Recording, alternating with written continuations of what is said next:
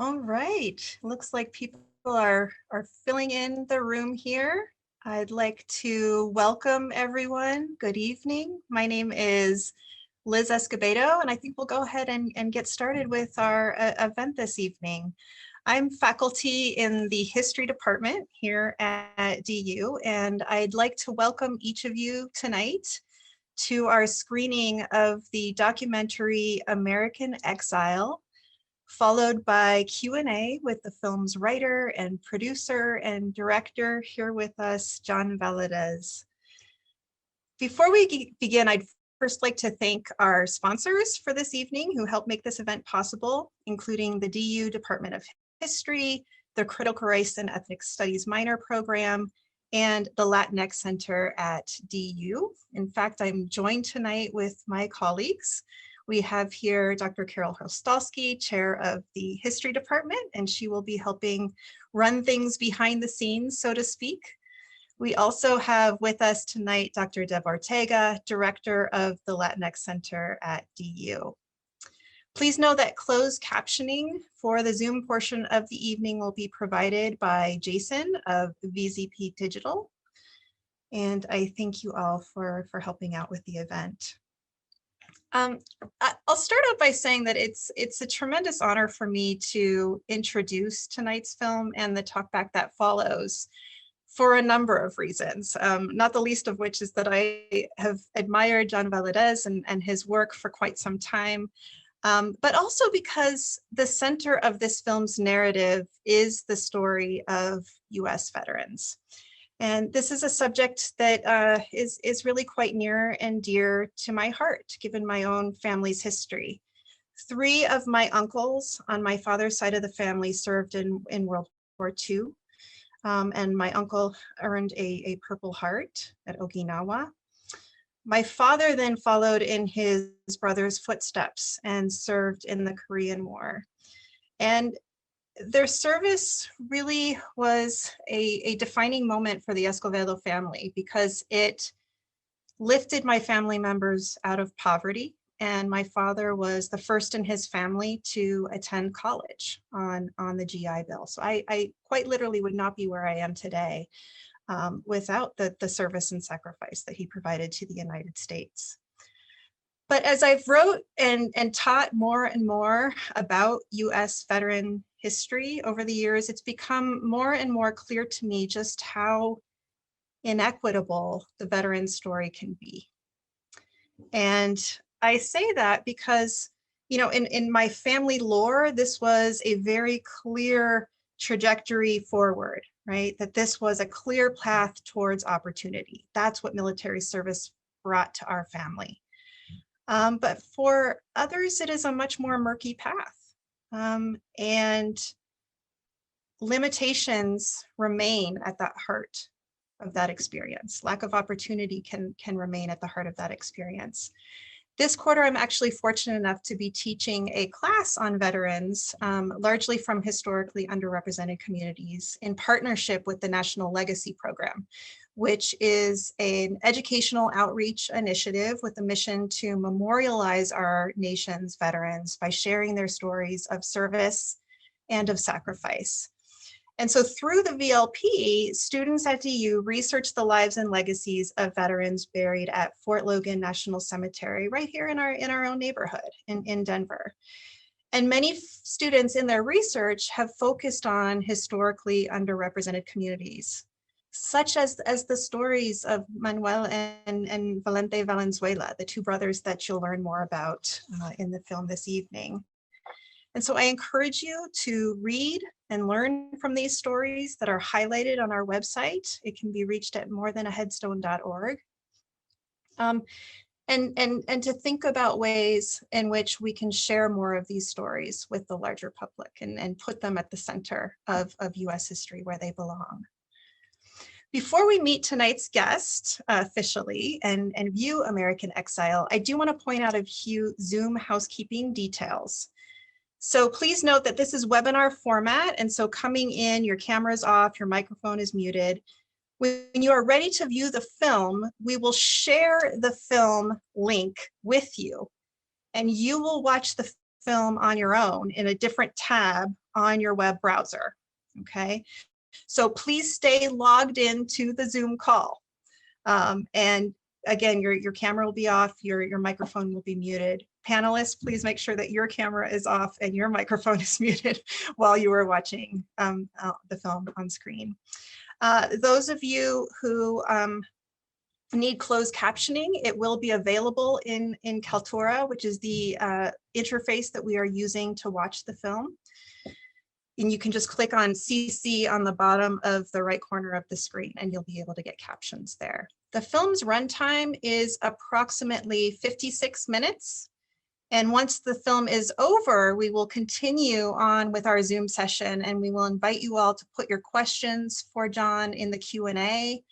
You know, we will all be together. I'll facilitate that conversation with John and we'll try to get most of your questions answered in our time together.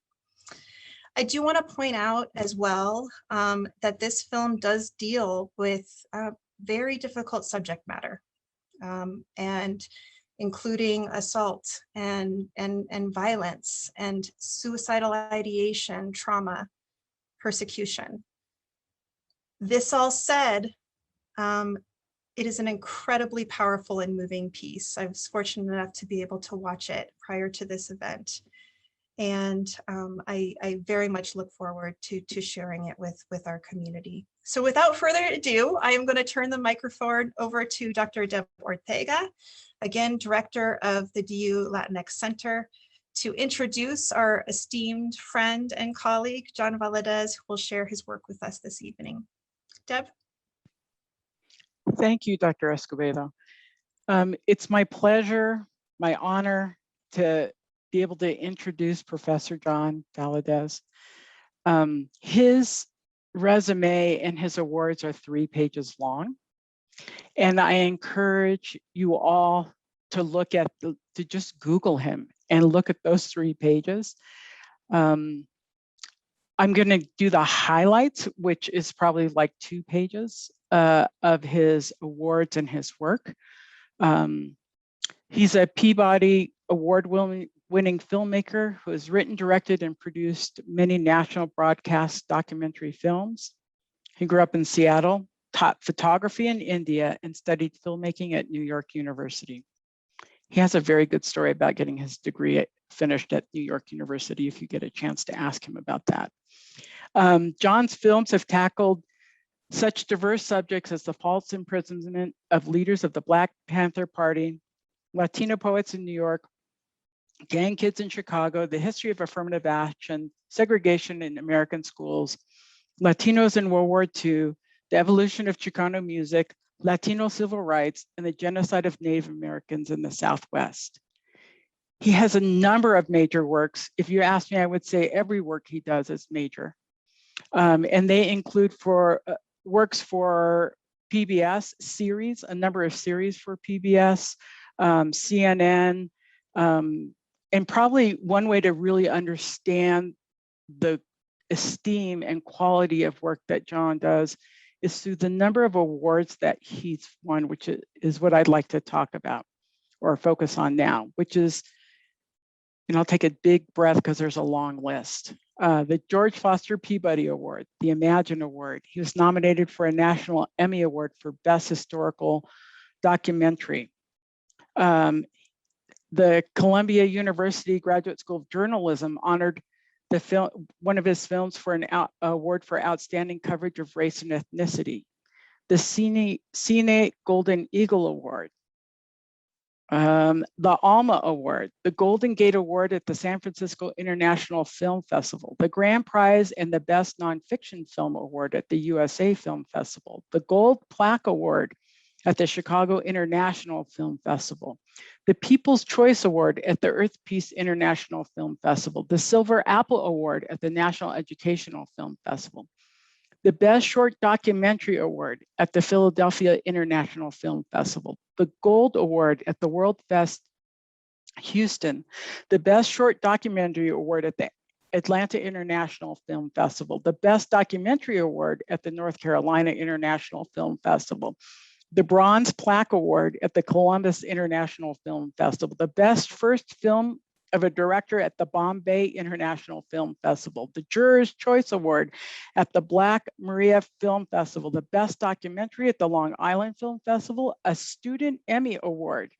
from the Academy of Television Arts and Sciences, the Best Documentary at the Philadelphia Film Festival, and first place at the Upland Main Street Film Festival. Clearly, with that many awards, that kind of recognition from the industry itself, it gives us pause. He's also a Rockefeller Fellow. There's a lot more. That's what we call in academia, in this kind of work, sort of that professional, resume, the thing that defines the finest of work that we do. But for me, and for many of the faculty at the Latino Center, our experience of John is more than this. What John is to the Latino community is someone who has given back to us our history. In 2007, Dr. Escobedo came to the University of Denver. And within a year or two, she brought John Valadez as the first time that he showed a documentary. It was the Longoria Affair. In that film, you would see Jackie Onassis Kennedy speaking Spanish. I had no idea she was a fluent Spanish speaker. There's so much about what John has given to us as a community about our own stories. Often in the spaces we are in, people talk about the importance of diversity, but the argument for diversity is often a moral argument, that it's wrong that there is inequity. And while I might agree with that, what John shows us is what happens if we didn't have diversity is we would lose whole strands of history. This is history that would probably never be put together and accessed by other scholars. I use much of John's work in my own teaching, which I reference, to my own family members, to talk to them and share our history. John has made us visible to ourselves, let alone to the larger community.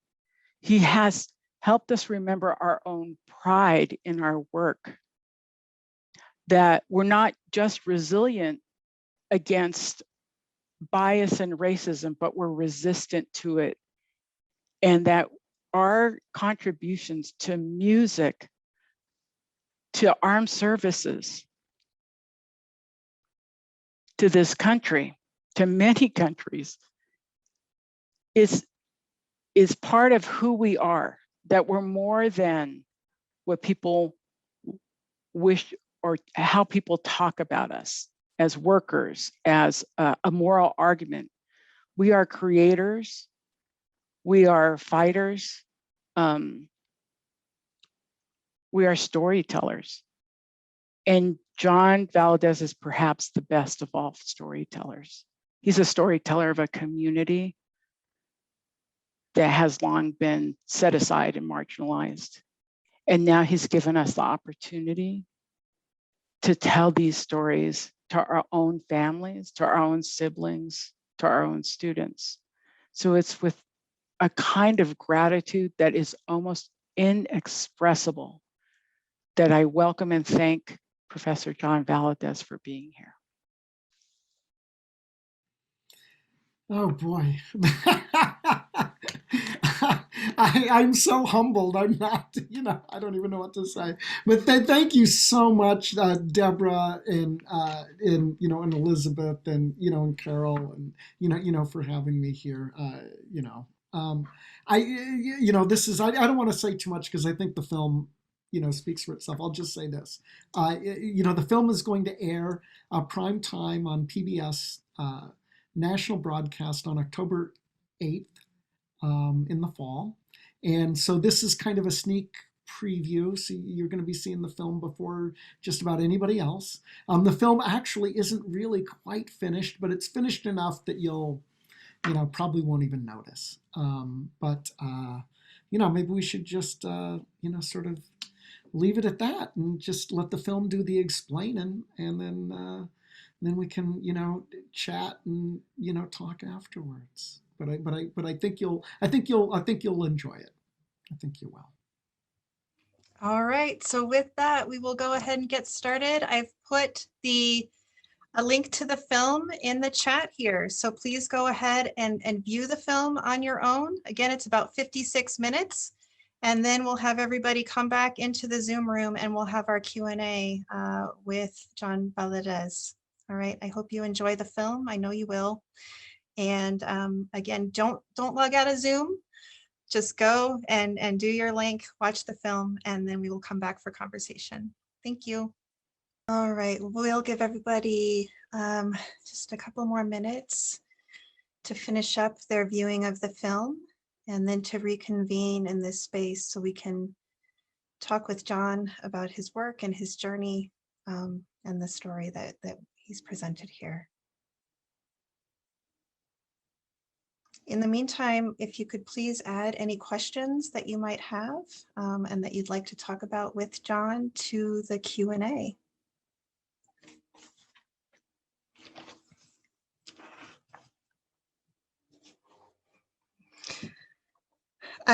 I'll say a couple words before we go ahead and get started. I imagine that many of you are feeling a whirlwind of emotions, as I am after watching this incredibly inspired, but also very haunting piece.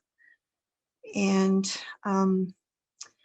just seeing the care and the compassion that the Valenzuela brothers bring to their community. And John, just the really beautiful way in which you are able to trace the way they grow in their confidence and in which they are able to achieve, I think, some semblance of peace for themselves and for so many others. It's quite simply just a stunning portrait of humanity. And I thank you so much for your work. So as we're waiting for audience members to go ahead and ask some questions here, I think we'll start out with a question from Dr. Ortega, who says, can you describe the impact of this film on you as you were making it? Do you feel separate from the story, or at some point, are you having an emotional connection to the content? Ah, boy. Well, filmmakers are a little schizophrenic. Okay, right?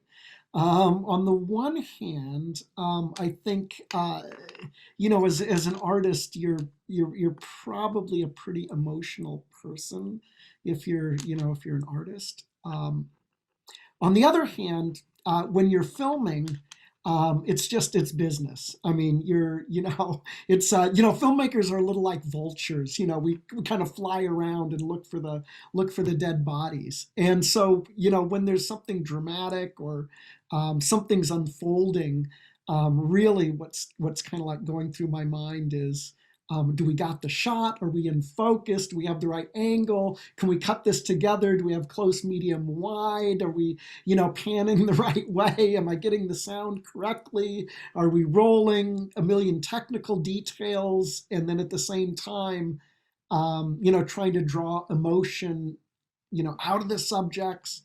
So, I think in the moment, you don't really feel much of anything. It's really, you're working. But it's after you get back and then you have the footage and you start to reflect upon it, then you're like, whoa, what just happened? I mean, where did I go? What realm am I in? And that's the time when things really start to hit you. But in the moment, it's like it's making a film. It's craft work. Yeah, but I think the emotional stuff comes later. But the really important thing is about filmmaking is the relationship. You know, you want to build the relationship with the people who are in the film. You have to build their trust. And without that, I mean, I don't know. I just don't really think you have much of anything without that trust. Yeah, does that make sense? It does. And we have quite a few people, and myself included, I think, who are wondering just how you happened upon the story of the Valenzuela brothers. How did you come to this project? Could you talk a little bit about your journey in making the film, and what made you want them to, be the driving narrative of your next work? Well, actually, I mean, I was in Colorado a number of years ago, and I was doing a screening of a film that I had done about the birth of Mexican American civil rights called the Longoria Affair. And I don't remember exactly where I was.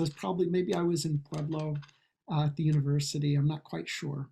And after the screening, these two guys came up to me and they said that they had this story for me, and that that I was the guy to make the film. And I kind of was rolling my eyes. I'm like, yeah, right. Everybody has a story, and I mean, I hear that all the time.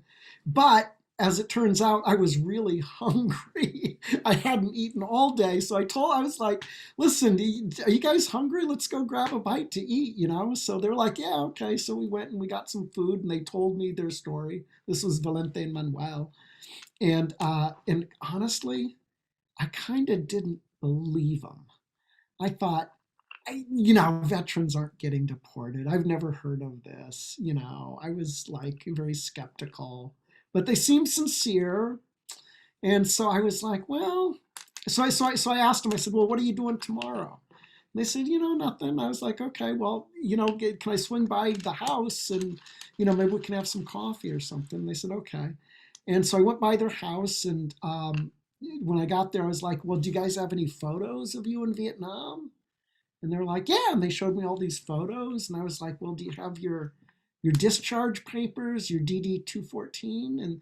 And they're like, yeah. And they had those. And I was like, oh, okay. Well, this might be something there. But I think that the key thing was that we kind of clicked. We kind of connected. It's like I sort of got it. Like we sort of understood each other on some level. And so I think that's how a film starts. It starts out of friendship, or out of an understanding, or out of a sense of empathy. And so it just kind of like grew from there. I just decided, yeah, this is an interesting story, because it's, in my mind, it wasn't really about veterans. I mean, it is, but I kind of felt like the film is really about what it means to be American. Like, who decides? Is it a piece of paper? What about service and sacrifice in a time of national crisis? And what does it mean to be brown in America? And how are you treated differently? And so I thought, yeah, there's some bigger, deeper issues about belonging and the meaning of home, and those sorts of things. And so, I saw it as a film about an issue, but also kind of about something much bigger. Who belongs here, really?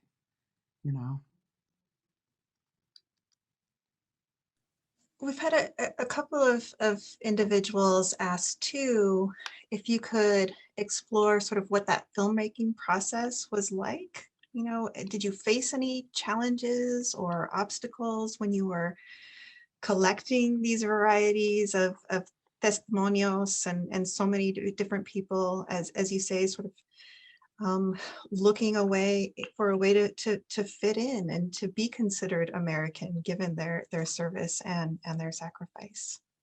You know what? Making films is nothing but trouble. I mean, that's all it is. It's just a series of problems that are just, seem intractable. And then you just got to tackle them one at a time. I mean, these guys have PTSD.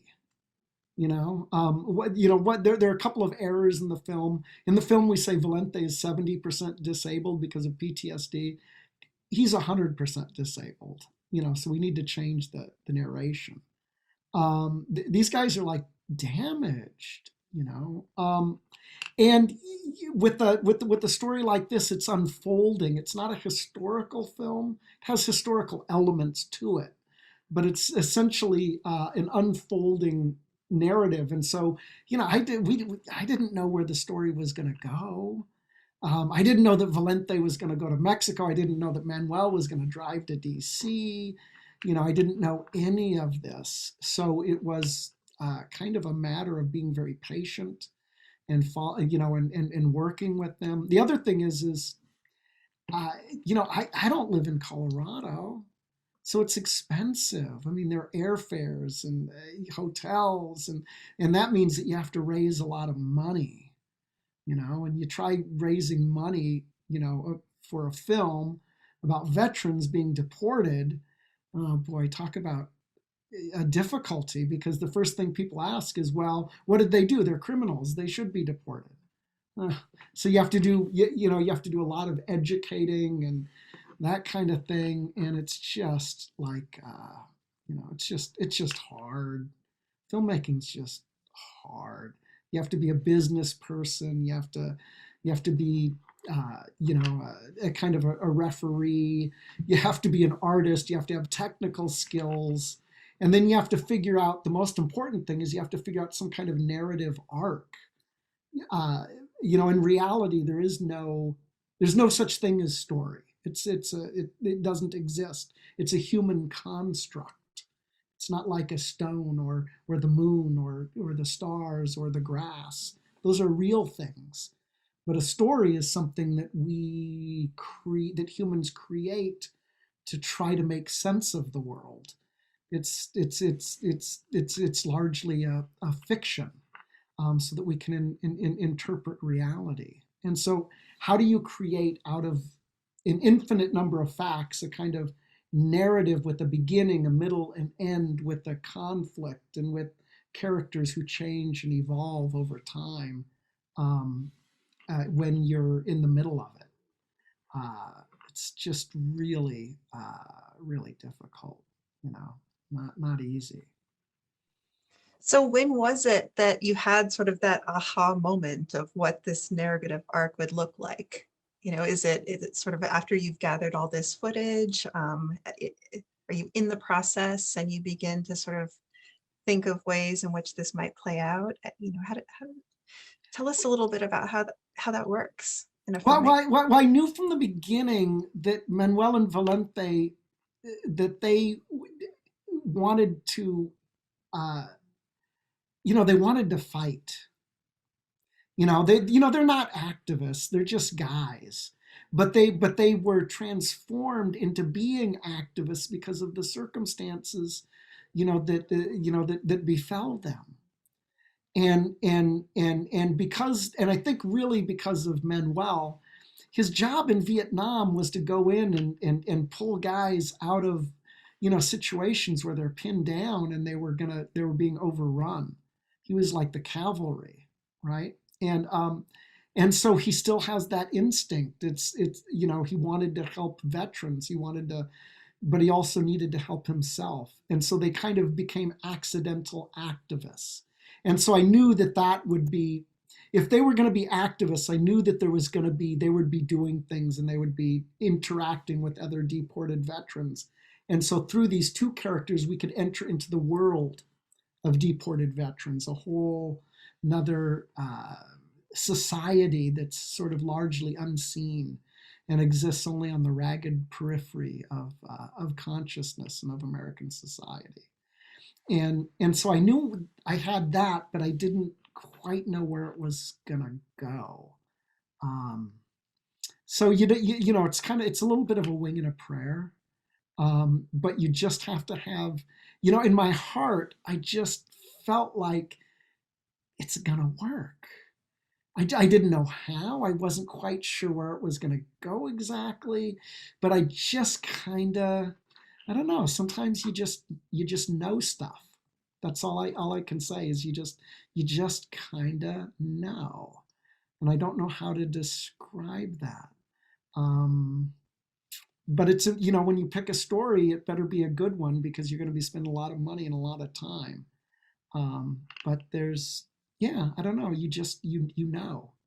I don't know how to describe it, but that's you just feel it. That's why you're an award-winning filmmaker. You know. You just know. I don't know how I don't know where it comes from, but yeah.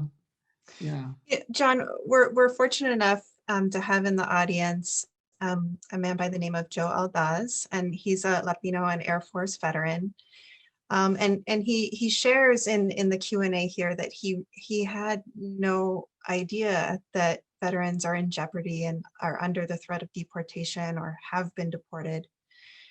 And he is excited to know that Manuel actually lives in Colorado Springs, and he is the Colorado Springs Hispanic Chamber president.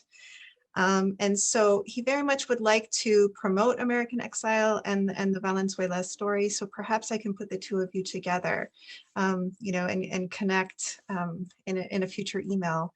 But he asks, and a number of other people have asked as well, what can we do to make a difference for these veterans? What is the next step to support the Valenzuela brothers on their journey? Oh boy, the thing is I'm just a guy who runs around with a camera. I don't necessarily I don't have the deep answers. I tell the story. I mean, this is what I would say is, help me get the film out there.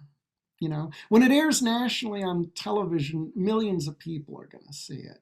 So that's a good start. But it's really, I think, through networks of veterans that is really probably the strongest, because there are a lot of veterans in this country, and they still have a kind of a status that most Americans will, respect and recognize. And I don't know the answer. I did go to Washington D.C. And was part of a congressional. Was part of giving a congressional briefing on deported veterans. So a lot of legislators are aware of this issue. I think that right now the country's a little overwhelmed because the COVID thing. We just had a new president elected, and sort of the economy is sort of maybe the big thing right now. But I think if pressure were to be put on legislators, I think I think that this is something that could end.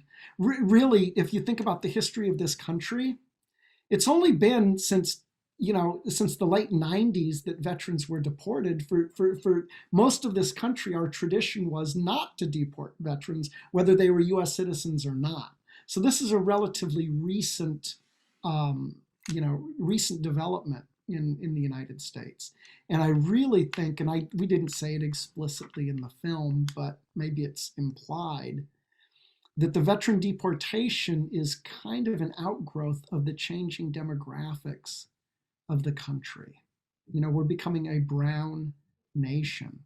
And as that happens, a lot of people are beginning to feel nervous and uncomfortable about that. And the veterans being deported is kind of a canary in the coal mine for a lot of other issues that are going on that impact or attack people of color, whether they're Asian or Arab American or Latino or African American. It's part and parcel, I think, of the changing demographics in America, and those who would cling to notions of white supremacy and don't want to see the country change and don't want to lose that perceived position of advantage. And I say perceived because the truth is that we're all people. We're all brothers and sisters here. There's not, you know, Latinos are just like everybody else, and it's a matter of just seeing that reality for what it is. Um, but what to do? I mean, I don't know. Use the film, talk about it, use your voice. If you don't engage in democracy, those who would secure power for themselves are going to take up that space. I mean, they will, So it's your country, so you better take responsibility for it. That's what we do. Otherwise, somebody else is gonna take it. You know. Sorry, I don't have an answer. Do A, B, and C, but I just make films. I'm not. I don't have the secrets of the universe. I just don't.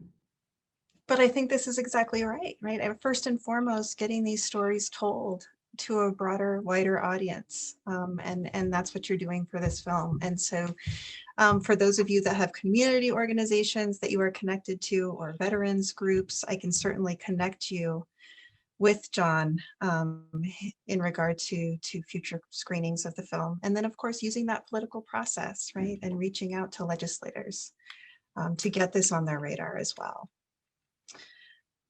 I have a few questions here too that are asking about that filmmaking process again, but more along the lines of, this is such a heavy-hearted story. And I have one film student asking, what advice would you give to filmmakers who might be hesitant in pursuing topics that are difficult, right? And that engage with difficult material and heavy-hearted moments.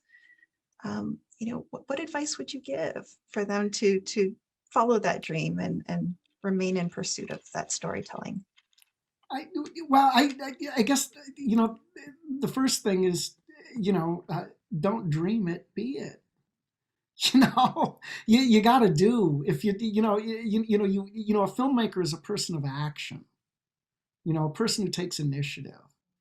A person who steps out and is willing to take a chance. I mean, making films is living on a wing and a prayer.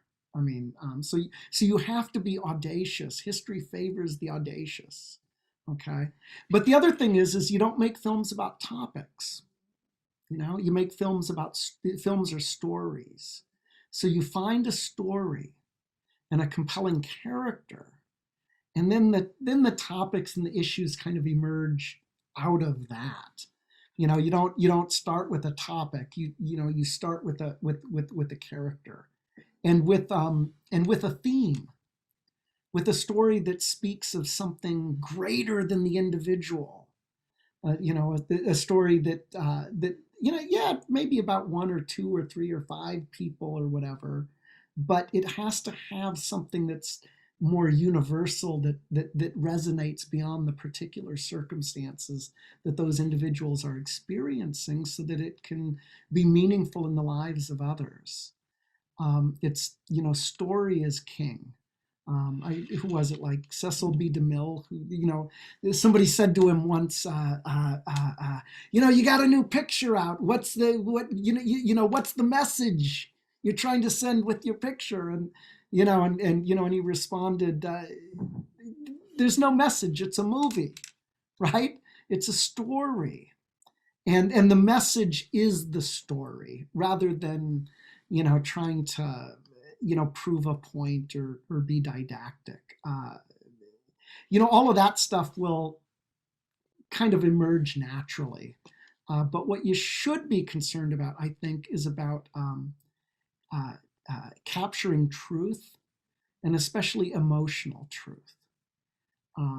Because at the end of the day, when someone walks out of a movie theater, they don't necessarily remember this fact or that fact or anything like that. What they remember is they remember how they felt. And that feeling is not in their head, it's contained within your body. Okay? So if you can feel something with your body, it's gonna stay with you. You're not gonna remember 6 or 7 facts. You're gonna remember the emotion that carried you away. And so you have to try to figure out how you can use this medium in order to connect emotionally with other people. And of course, you get some facts and figures and some knowledge in there as well. But you don't want it. You don't want a movie to feel like you're reading a book. You want it to feel like you're going on a journey, and that you're connecting with another human being, I think. But the only way you learn filmmaking is you make films, and you make a lot of bad films, and you learn. And that's what you do. I mean, I've made a bunch of duds, believe me. I've made some really bad films. So, it's just what you got to do. Thank you, John. I've actually put in the chat to the website for the Valenzuela brothers. I know a few of you are asking sort of how can we help veterans who are specifically going through deportation proceedings. So I do encourage you to look over their website and perhaps to provide resources to some of the funding initiatives that they are calling for right now in support of their endeavors. I'm curious too, and we've had a couple of questions along these lines. When did filming finish, and what will the editing process look like? It sounds like you're almost there, but do you have ideas of some of the finishing touches that you may put on the film that we didn't see here? Yeah, in terms of content, not so much. It's really sort of aesthetics and style, I think, is really what the sound mix is not done. The visuals, we haven't done what's called an online, where we've adjusted the color and all of that kind of stuff. But this film has been 7 years.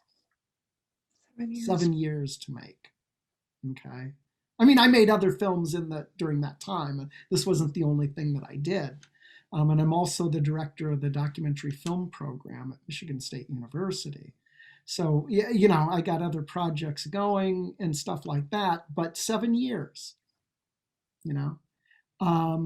So you have to think about making a film. It's a commitment. Can you commit to seeing something through and to not giving up no matter what? Can you be absolutely determined to not let anything stop you? Because obstacles, believe me, there's plenty of them.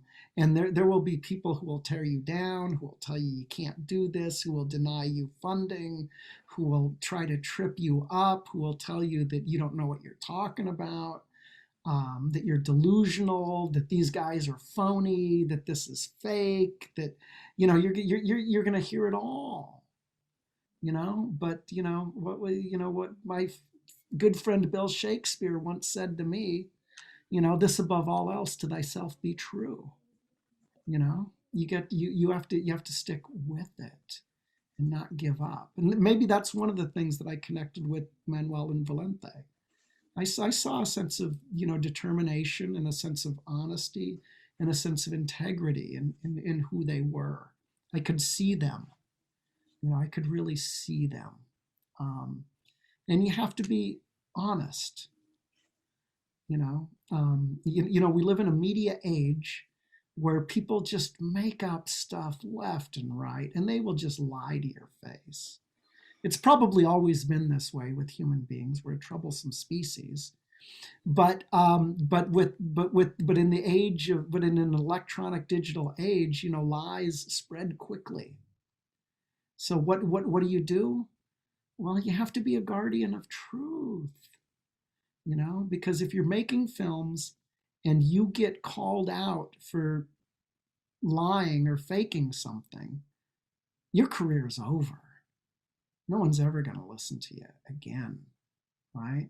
So, and then besides that, it's just truth matters. It's just really important. Without that, there's nothing to bind us together. There's no sense of trust or fraternity or sorority, because we all just become liars and thieves, right? And society can't function in that way. And then the last thing I think you really need as a filmmaker is I think you have to be motivated by love, by the love that you have of your subjects, the people you're working with and you're filming, by the love of the story because it captivates you, and also by the love of the audience who you're going to share this with, because you respect them and you care about them and you want them to know and understand, and you want to share with them the things that you've experienced and the adventure that you've been on. So it's a deep commitment of love is where filmmaking really comes from. It's not about making money, although it's good if you do, and it's not about fame, although, that's, nice too. It's not about awards, although those are nifty. It's, it's about sharing, and so you have to have, your heart has to really be in the right place, I think. Yeah. And if your heart's in the right place, I don't think you can fail. May not be the best film in the world, but it's going to be true. It's going to be true, and that's important. I'll just mention this: it's important for a very critical reason, because this medium is dangerous. Films have been made that have sent people to concentration camps because of them. Films have been made and stories have been told that have led to the deaths of millions of people. It's not an inherently good medium. It's just a tool, and it could be used for good or ill. And it's up to us to wield it with compassion and love and with truth, because it's, it can cause a lot of damage. So there's a sober responsibility, I think, attached to working in this medium. What is the next step for you, John? Do you have another project lined up that you'd be willing to share with us? Oh boy, I got all kinds of ideas. I don't have anything in the hopper. I mean, I'm not shooting. I really got to get this guy finished and out the door, but we're starting a few projects, but they're not developed to the point where I think I can talk about them. I mean, but here's the key, right? When you select a story, it better be something that you're in love with, right? Because you're gonna be stuck with this thing for a long time. It better be meaningful to you, and you better know that it has an audience. That you have to know in your heart that people are going to respond to it. And it's hard to find a good story that hasn't already been done. There are a million filmmakers out there, so it's tough. But as soon as I'm rolling, I'll share. But I'm not quite at that point. But I'll tell you what every filmmaker says, and what I believe is, like, the next film's going to be the best one. You got to believe that. If you don't believe that, you're sunk. You're the next film's going to be the opus, going to be the greatest work he ever did. Well, we will certainly be looking forward to it. I have a couple questions here, and I was curious about this myself. And I know we have someone in the audience who has done amazing work, Karen Gonzalez, promoting Latino literary figures and Latino literature. And, Valente has this book. So is it published in English and Spanish? How can we get our hands on it? What year was it published? You know, if we're hungry for more of this story, how can we support him and his work? Yeah, so it was published in Mexico, only in Spanish. It's not in English. Mhm. I think I have the only English translation because my Spanish is not that good. Um, but through the Valenzuela website, you can connect with Valente.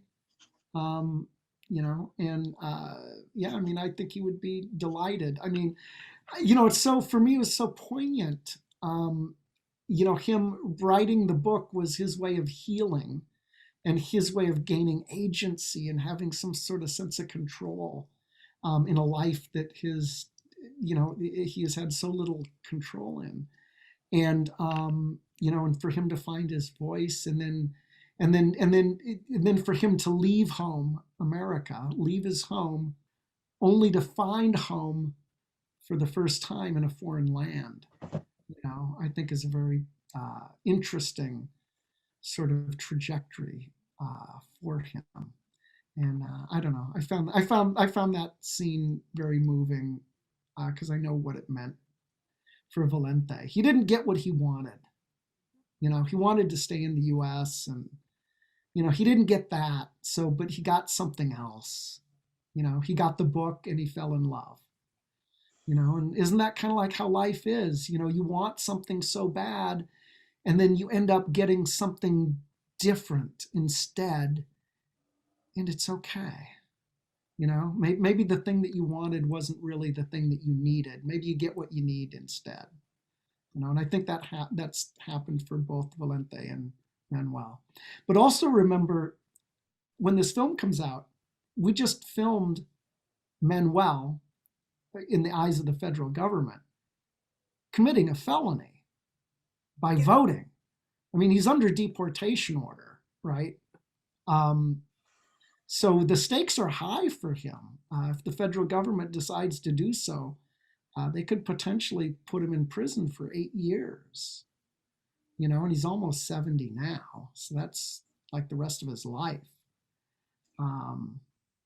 But that's the kind of guy he is. Like he follows through with what he believes in.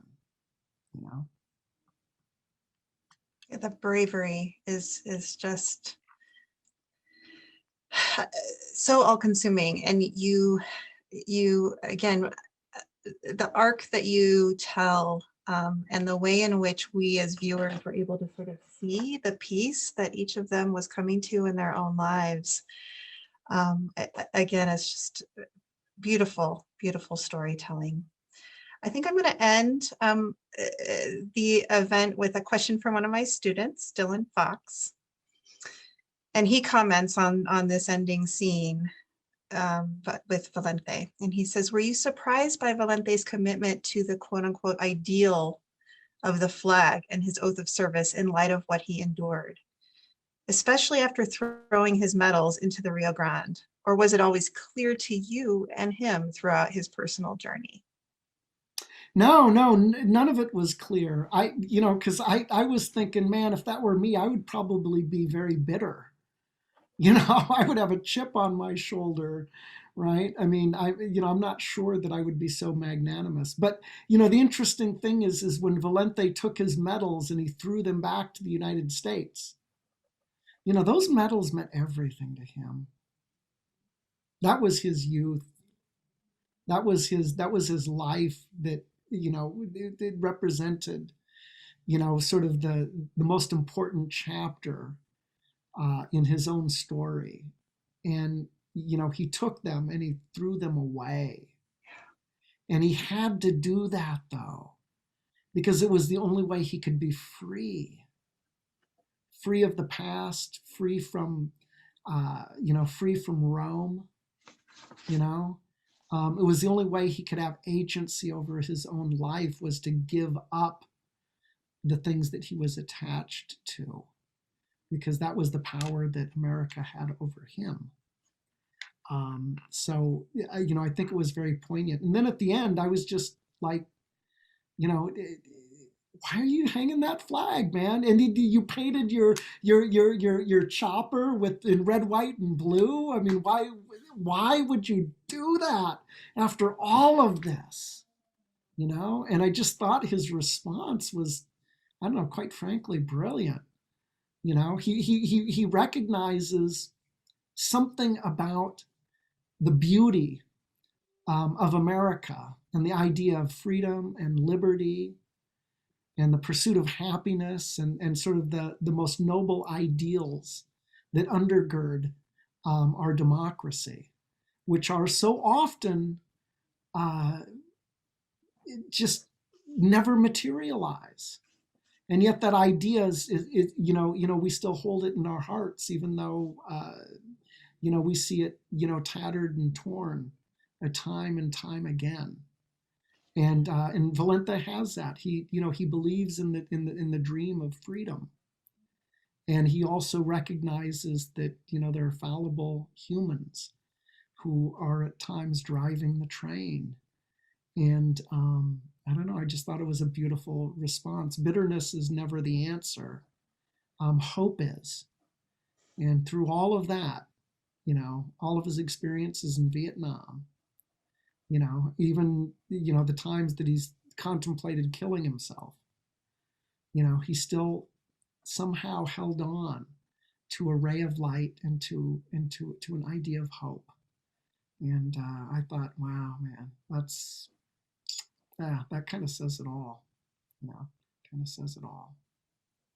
You know what it says? It says that Valente may have once upon a time been a 19-year-old sergeant, in the Screaming Eagles, right, in the military, and but Valente is big, he's big. He's big for knowing and understanding that kind of a truth. And I thought that was very impressive, actually. Indeed. I think that's a beautiful note to end our evening on, a message of hope. I thank you all for coming. I'm going to go ahead and put my email address in the chat. Please feel free to reach out to me if you have further questions that were not answered here. And I know that some of you are interested in spreading the word on John's film and sharing the film with your audiences, and I can get you into contact with him. Thank you all for coming. I'd like to quickly share my screen and invite you all to another event that will be looking at immigration in the United States. We will be welcoming Assistant Professor Jessica Ordaz, Assistant Professor from CU Boulder, and she will be talking about her new book, The Shadow of El Centro, A History of Migrant Incarceration and Solidarity, on Wednesday, May 12th. So I invite you all to please RSVP for the event. Again, please contact me if you need that information, and you'll be able to enjoy in continued conversation about immigration in the United States, sponsored by the DU's Department of Media, Film, and Journalism Studies and others. Thank you all so much for joining us this evening. Take good care. And John, thank you. Thank you, Elizabeth. Thank you, Carol and Deb. Thank you. You know what? I got to make another film so I can get out there to DU. All right, you said The it. pressure is on. The pressure is on. We have the evidence. We are recording this event, so you all heard it here first. Thank you, John. All right, take care. Wonderful. Enjoy your evening, all. Bye. Bye-bye.